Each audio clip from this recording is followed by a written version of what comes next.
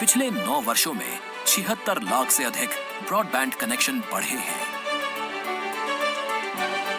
मंगलयान से लेकर चंद्रयान की सफलता ने अंतरिक्ष में भारत का परचम लहराया है। जम्मू कश्मीर से धारा 370 हटाना, 3 तलाक पर प्रतिबंध, जीएसटी से रिकॉर्ड संग्रह, आयुष्मान भारत से करोड़ों लोगों का मुफ्त इलाज हो या फिर लुप्तप्राय वन्य जीवों का सफल संरक्षण। ये बीते 9 वर्षों की कुछ ऐसी उपलब्धियां हैं जिस पर हर किसी को गर्व है। मजबूत विदेश नीति के साथ साथ विदेशों में प्रधानमंत्री को मिल रहे अपार जन समर्थन ने एक नए युग की शुरुआत की है।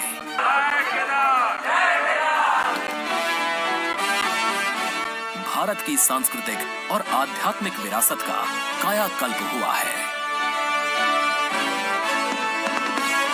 ये समृद्ध भारत की पहचान है।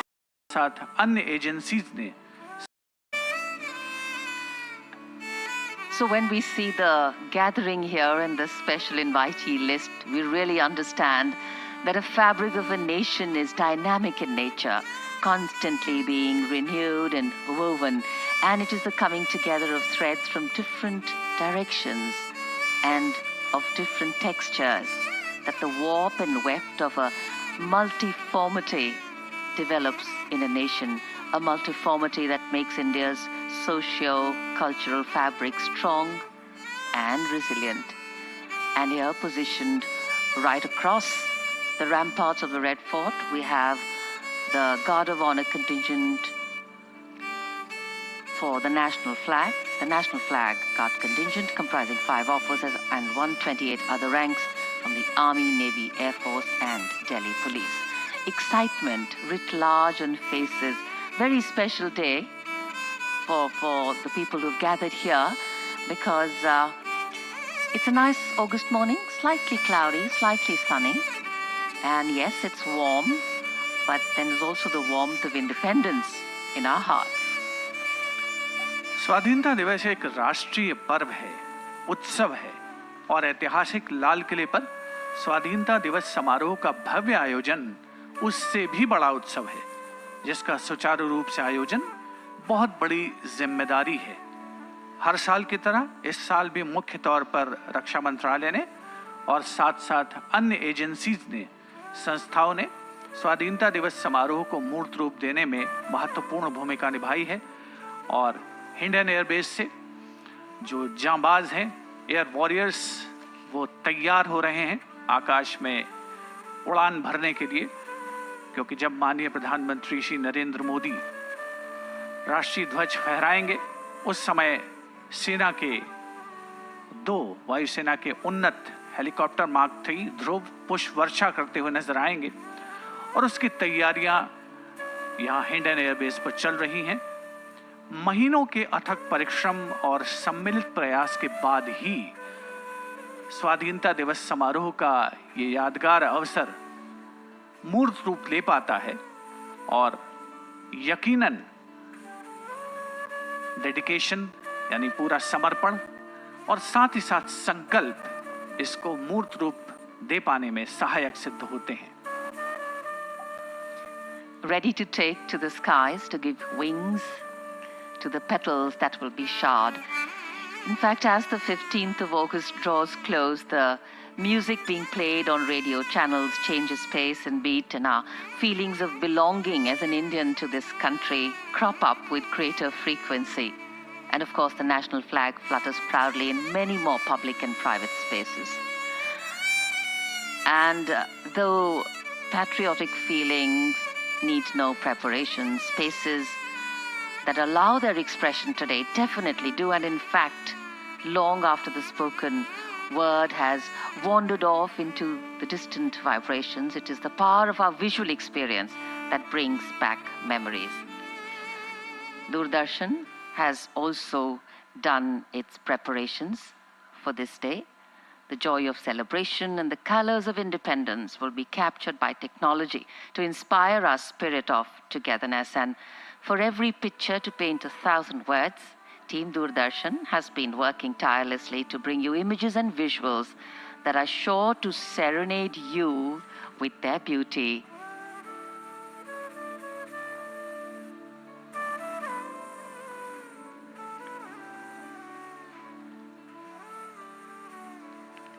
Specially placed camera positions giving you shots.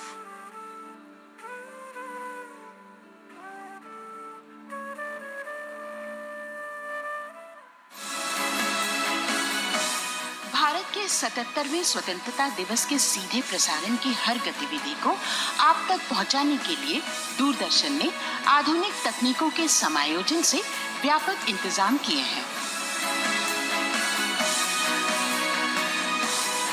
Bharat के राष्ट्रीय पर्व के सीधा प्रसारण के लिए लाल किले पर 36 HD कैमरे लगाए गए हैं।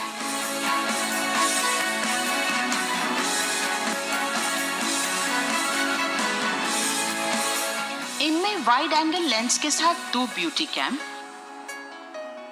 5 रोबोटिक PTZ कैमरा और 4 जिमी जिप कैमरा जो डायनेमिक एंगल वाले खूबसूरत शॉट्स आप तक पहुंचा रहे हैं।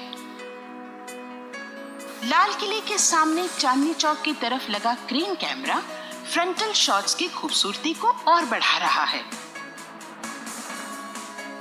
समारोह की शुरुआत प्रधानमंत्री द्वारा महात्मा गांधी को कृतज्ञ राष्ट्र की तरफ से श्रद्धांजलि देकर की जाती है। इसके सजीव प्रसारण के लिए 5 कैमरों के मल्टी सेटअप के जरिए क्रिएटिव एंगल से हर गतिविधि को कैप्चर करने की व्यवस्था की गई है। मुख्य कार्यक्रम स्थल लाल किला और राजघाट को ऑप्टिकल फाइबर और DSNG कनेक्टिविटी के साथ दूरदर्शन के स्टूडियो से जोड़ा गया है। इस आयोजन को सफल बनाने में रक्षा मंत्रालय के साथ CPWD, Delhi police, army signal regiment जो समारोह स्थल पर संचार व्यवस्था का काम करती है और 1 एयर फॉर्मेशन सिग्नल रेजिमेंट वायुसेना के विमानों को कमांड देती है जैसी संस्थाएं विगत कई महीनों से स्वाधीनता दिवस की तैयारी में जुटे हुए हैं। दूरदर्शन के 150 से ज्यादा तकनीकी और कार्यक्रम से जुड़े हुए लोग इस प्रसारण के लिए लगे हुए हैं।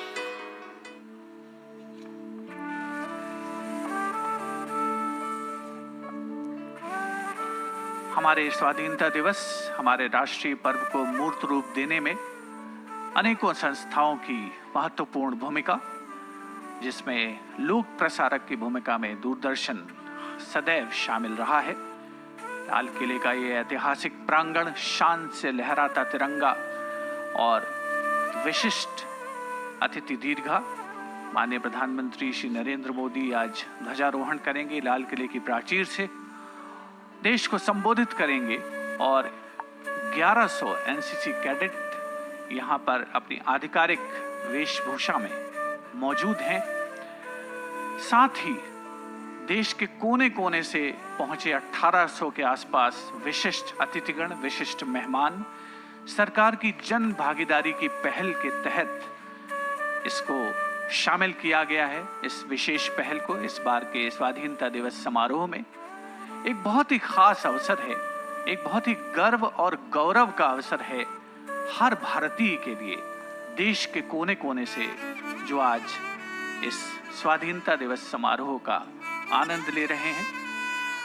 उल्लास, उमंग, खुशी, इस मौके पर अपनी भागीदारी सुनिश्चित करना, अपने आप को उसमें शामिल करना, हर खासो आम के चेहरे पर यह खुशी साफ पढ़ी जा सकती है लाल किले के इस प्रांगण पे। Red Fort, this grand sandstone fortress, without doubt the centerpiece of our Independence Day celebrations, celebrating and participating in one more day of festivity, epitomizing the power and responsibility that come with freedom, standing strong. In fact, this was the place where the history of medieval India was crafted, and today it stands as a connect between the past and India's modern present. And with major renovation work happening inside the fort, it stands solid in what was, while also embracing change. लाल किले के सामने G20 का संदेश और इधर आजादी का दिन और राष्ट्र का बापू को नमन। बापू ने देश को जोड़ा, बापू ने दुनिया को जोड़ा, जीवन को सरल बनाने के अनूठे और सीधे साधे मंत्र दिए। पंक्ति के अंतिम व्यक्ति के कल्याण को हर कार्य की कसौटी माना। सत्य का मार्ग कठिन सही मगर वही सही है, बापू ने फिर से बताया। अहिंसा सबसे बड़ा धर्म है, बापू ने फिर से सिखाया। आत्मशक्ति, सत्य और दृढ़ता से शक्तिशाली भी झुकता है, बापू ने ये करके दिखाया। कुछ देर में माननीय प्रधानमंत्री यहां पधारेंगे और बापू को श्रद्धा सुमन अर्पित करेंगे। Every year, as Independence Day gets foregrounded in our collective present, we remember our heroes and the legacy of a great name and the inheritance of the great Mahatma Gandhi. Truth, brotherhood, and non-violence. Mahatma Gandhi, the father, stands out as a unique, courage and Prime Minister Narendra Modi has arrived at the Samadhi of Bapu to pay homage to the father who walked and talked the path of peace, tolerance and non-violence to lead India towards freedom.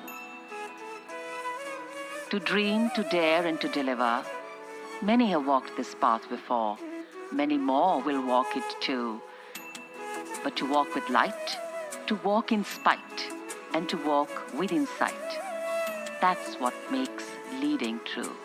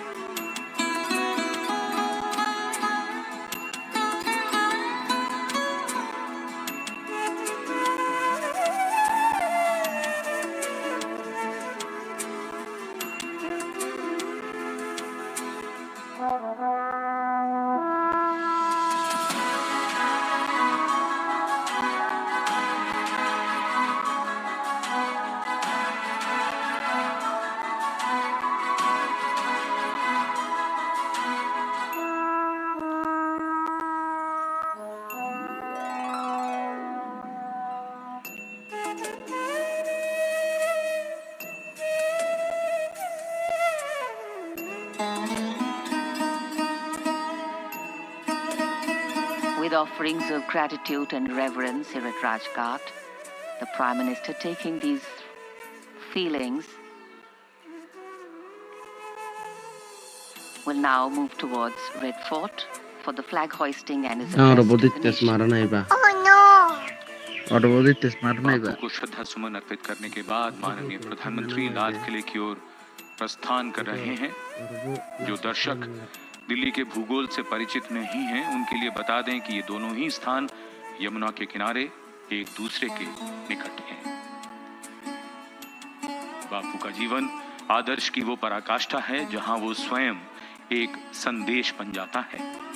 बापू के संदेश और विचारों की विशेषता ये है कि आज की दुनिया में वो और भी प्रासंगिक हो गए हैं। बापू ने एक ऐसे आत्मनिर्भर भारत का सपना देखा था जिसका हर गांव स्वावलंबी हो। बापू कहते थे कि वो भारत का उत्थान इसलिए चाहते हैं ताकि सारी दुनिया उसका लाभ उठा सके।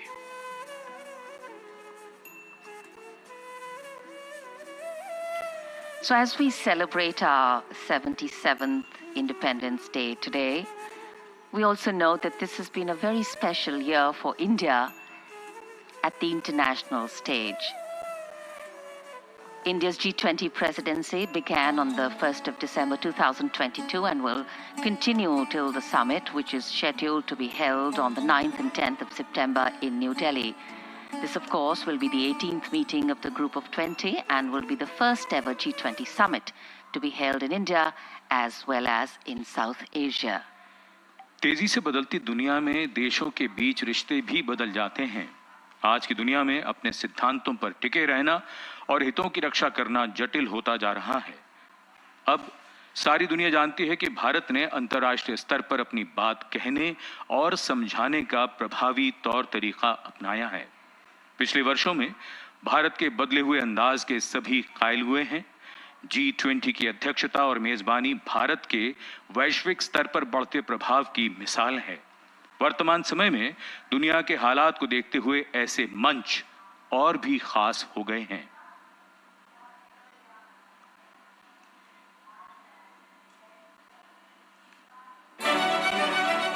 भारत, विश्व की तेजी से उभरती हुई अर्थव्यवस्था।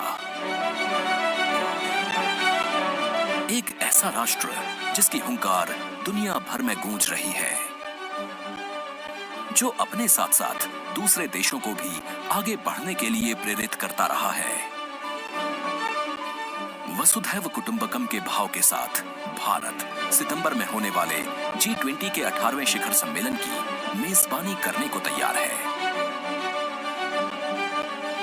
G20 अपनी तरह का एकमात्र ऐसा अंतर्राष्ट्रीय समूह है जिसमें 19 विकसित और विकासशील देशों के साथ यूरोपीय संघ भी शामिल है। ये देश आपसी तालमेल के जरिए राजनीतिक और कूटनीतिक संबंधों के माध्यम से वित्तीय संकट से बचने के उपाय सुझाते हैं, सुनिश्चित करते हैं कि पर्यावरण के सभी मानकों का पालन किया जाए, ऊर्जा का सही इस्तेमाल हो और सभी देशों की आर्थिक प्रगति हो।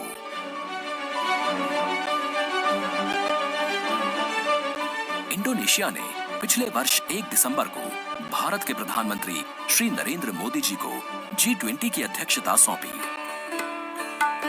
भारत वसुधैव कुटुंबकम, one earth, one family, one future के भाव के साथ इस उत्तरदायित्व को निभा रहा है। भारत की कोशिश है कि विश्व में कोई भी फर्स्ट वर्ल्ड या थर्ड वर्ल्ड ना हो, बल्कि केवल वन वर्ल्ड हो। भारत का एजेंडा समावेशी, निर्णायक, महत्वाकांक्षी और कार्यों के प्रति समर्पित है। इसके लिए देश भर के अलग-अलग शहरों में बैठकें की जा रही हैं, जिनमें 100 से ज्यादा सम्मेलन खजुराहो, सूरत, इंदौर, श्रीनगर, लद्दाख, पोर्ट ब्लेयर, उदयपुर और वाराणसी जैसे शहरों में हो चुके हैं।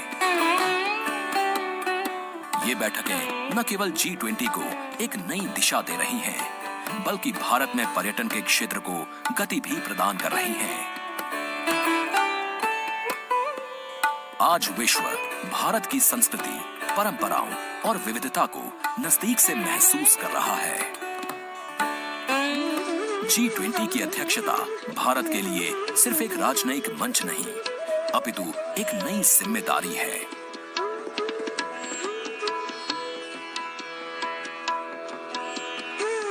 आज भारत का दुनिया पर प्रभाव और विश्वसनीयता बढ़ी है। विश्व का भारत पर ऐसा अटूट भरोसा है कि ये किसी भी देश के हितों की रक्षा के लिए उसके साथ अडिग खड़ा रह सकता है।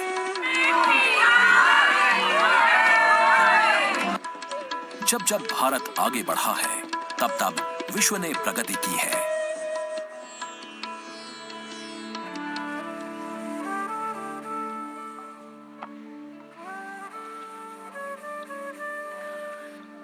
On the 15th of August 1947, as a jubilant nation stepped into its first year of freedom, with a host of uncertainties about the future, but complete certainty of trust, faith, and courage of her people, little did we know that this journey of juggling uncertainty and belief would be playing alongside us as we continue to grow and go from strength to strength. And yes, we have juggled well indeed, because this day has a very place in every Indian's heart. And today, we all come together to celebrate All eyes see only the tricolor, all hands rise only in gratitude, and all feet tap only to the rhythm of the nation's heartbeat. We are blessed indeed to inhabit this kaleidoscope of contrasts, culture, and camaraderie we call India.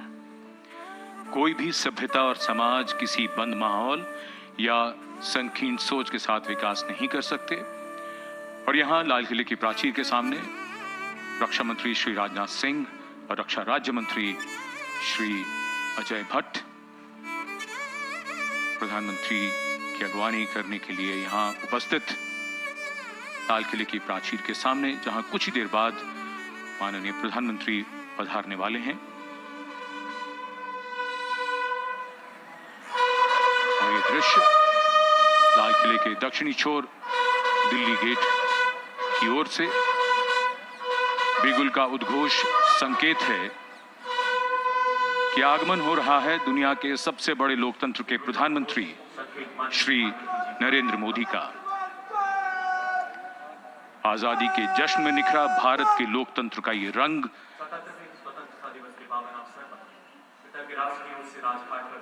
भव्य लाल किले की पृष्ठभूमि और Lahori gate की तरफ बढ़ता प्रधानमंत्री का काफिला।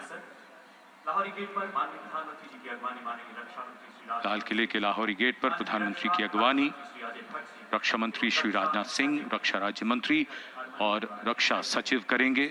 इसके बाद रक्षा सचिव दिल्ली क्षेत्र के जनरल ऑफिसर कमांडिंग का परिचय प्रधानमंत्री से करवाएंगे। सलामी के बाद माननीय प्रधानमंत्री सम्मान गारद का निरीक्षण करेंगे। उनका काफिला ऐतिहासिक लाल किले की इस भव्य पृष्ठभूमि से आगे बढ़ता हुआ लाल किले की प्राचीर की ओर। A slight breeze, along with the buglers heralding the arrival of Prime Minister Narendra Modi here at Red Fort.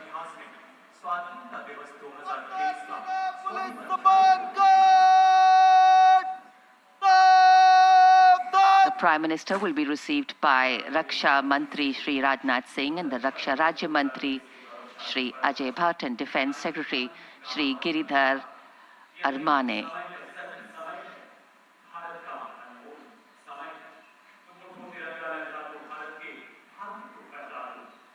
The two guard of honors, this right in front you see is the National Flag Guard, and as the Prime Minister's carcade follows the gentle contours of the moat of Red Fort, moving towards Lahori Gate, where is positioned the Prime Minister's Guard of Honor.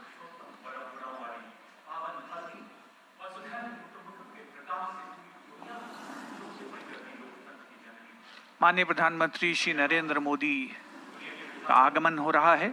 स्वाधीनता दिवस समारोह के मुख्य आयोजन स्थल ऐतिहासिक लाल किले पर, जहां से आज वे ध्वजारोहण करेंगे, राष्ट्र को संबोधित करेंगे। राजघाट पर माननीय प्रधानमंत्री महोदय ने बापू को श्रद्धा सुमन अर्पित किए।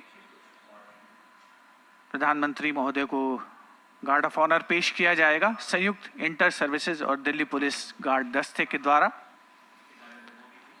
जिसके संयोजन की जिम्मेदारी इस बार थल सेना को सौंपी गई है। थल सेना, वायुसेना, दिल्ली पुलिस और उनकी संयुक्त कमान थल सेना के हाथों में इस वर्ष।